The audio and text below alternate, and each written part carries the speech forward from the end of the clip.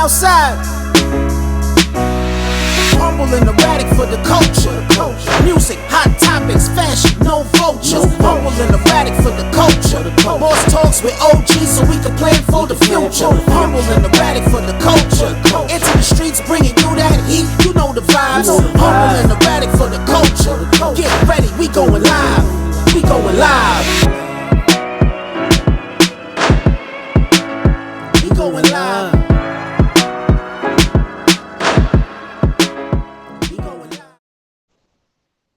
In defining what masculinity is, Bob mentioned that, he feels like there's an overabundance of sassy men, right? Which doesn't necessarily mean gay men, right? But sassy in terms of, being overly in tune with their feminine sides, right? And sensitivity being at like an all-time high. Everybody feels a way about something and has been now given platforms to express all these crazy feelings, no matter what they are, whether they've been, fished out and everything or sifted through to make absolute sense. As soon as you have a thought, you can push record on your phone and, you know what I mean, express how you feel about something. But what is masculinity? Hey, you're quiet. Let me hear something. Yeah, I'm learning. Yeah, no, I like it. Go ahead. I'm saying what is masculinity to you? Okay, masculinity to me is duty. A man has a duty. I hear a lot of the perceptions of masculinity, but me myself, I'm in a interesting situation working with females. On a regular day for me in the facility that I work at, I could say there's at least 250 to 300 women to maybe 2 guys in the whole building daily. And the majority of females who do participate in that line of work are lesbians and aggressive females. I should call them AGs. They daddy daughter. Exactly. So what did you say? They are their daddy's daughter. Oh, got you. Okay. Mm-hmm. And we do bump heads. We have interesting discussions. But I bring a different perspective even to them where they have to respect it, because I tell them, I enlighten them by letting them know, like, if it wasn't for your father, you wouldn't even have the opportunity to even choose to be gay. So it's balance in life. And even this topic, as far as masculinity, where's the balance as far as femininity? Because working with women, I'm learning that femininity in men is not a bad thing. It's just not too much. See, right. That's why I said abundance. Like it's too much. That's the sassy part. Too much masculinity is a problem. Too much masculinity is a problem. And too much feminine. You need a proper balance. You need a proper balance. You got to have a proper balance. You have to have a proper balance. I would say for men, 30% femininity it's okay. But I think, I'm not going, why even 20% is okay. They say, it's but okay. Think about this. They say we don't use nowhere near a certain percentage of our brain. And I think that's like 3%, 4%. No, I think it's 10, something like that. Because dolphins use what? No, dolphins use something that's... But long story short, either way, I don't think it's that much, though, 30% feminine. I'd probably say maybe 20, 15. Yeah, 20, 15 is fine for a man, and it should be the opposite for women. They should have a little bit of masculinity, just not much, but a little bit of logical thinking is very healthy. She should. She's your rib. Where does she develop that? She's definitely that. Huh? What you said, bro? Where would she develop that? Because you gotta remember, a brain is always being developed. Where would she develop that? Of course, from a father figure. Yeah. Exactly. Yeah, but I mean, we know the programming is not to have the father in the home, but I know we spoke earlier about personal examples. but I can't help to use this personal example. I'm gonna use it. I have a daughter that I raised on my own from she was 6 months, and she recently graduated high school, which I'm proud of because at one Congratulations. point in time, I thank you. At one point in time, I didn't think I would be able to even make it on my own because we had a lot of trials and tribulations to where I've seen the system in front of my face, and I realized it's designed to cater to women and not necessarily men, because at times when we were homeless and didn't have a place to go, they told me that they have shelters for women and children, but not for men and children. So I had to find alternate, That's tough. so it's not set up for men at all. Mm-hmm. So yes, on the surface, this is definitely on the surface for everybody, basically. Mm-hmm. What's up, bro? How you feel about this? What you feel? How you feel? At the end of the day, it all goes back to the black man not having the financial power, the dollar that we supposed to have. Let me ask y'all this question.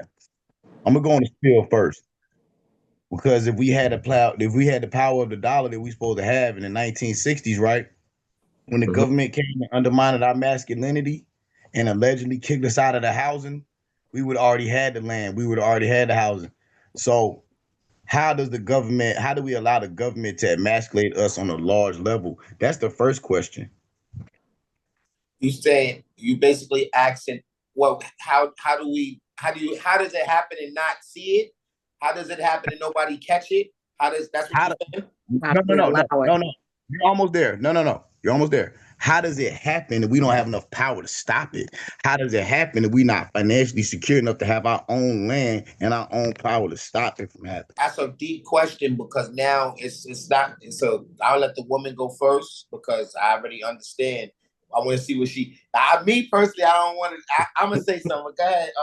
Nice Nasty, what you got for that? Who you talking to? Nice Nasty. Nice Nasty, only Nice Nasty on the phone. No, I don't know how to answer that question either. That is a good question. That is very deep as far as like how do we allow that? So I don't even know. I know. I got an example. I know. Hold on, he said the women hold, first. Hold on. Yeah, sorry. Nah, it's a tough question. Right. So this is probably where one of my triggers is at, right? Because I mean, we spoke on triggers. This is probably where one of my triggers is at, because anything that has to do with mindset, right? It bothers me to hear, like, hold on, burnt toast, repeat what you just said one more time. Like, come on, repeat what you just said one more time. Say it for me again.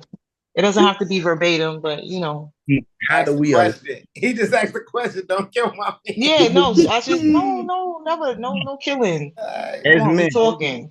What I'm saying is a more entertaining subject and question is, how do we allow the government to emasculate us on a large level? Because like Pop said, for them to ban us from being in public housing when they said no men in the house, that was emasculation from the jump. That was what, in the 60s, right? How do black men how are we not already financially where we wanted to be at, to where we at least got enough power and at least got enough land to where we can take that government power back? Because we allow the government to emasculate us by not being financially where we should be at. Now, okay, so when you said it this time, it sounds a little different. Okay, go ahead. Yeah, it's a let him. Hold on, Five. Hold on. Let him get. What was you saying? Let him eat. That's more entertaining than we're on. What I'm saying is, complicated questions are always more entertaining than just a quick subject. But the way you stated it, the way you stated it was giving me. It was giving me not the kind of mindset that I really entertain too much. You understand what I'm saying? Like, that's why I was trying to get it. And everything is respectfully. Please let me just say that. We just discussing here. Okay.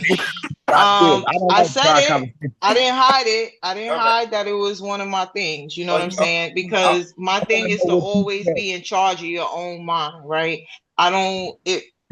it goes back to what's reality and what's not for a specific person. You know, like that's also another system of feeling like, oh, why they didn't give us, or why we don't have, or you know, what we allow and things like that.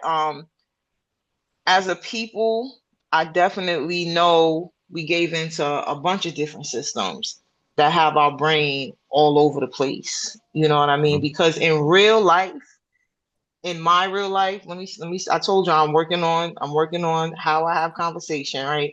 In my real life, it's not anything anybody could do to me that mentally I can't work through to always be in charge of my own situation. Anything, if at any point in life I felt like something outside of myself was keeping me down, I always had to go back within and check my own self, because you can't do anything to me that I'm not allowing you to do. I feel like opportunities to do all that Berntos is talking about. I like. Then, Can I say something to that? I like of that, course, right? I like that because there are things that help you not keep control of your mind. That's right. the influences.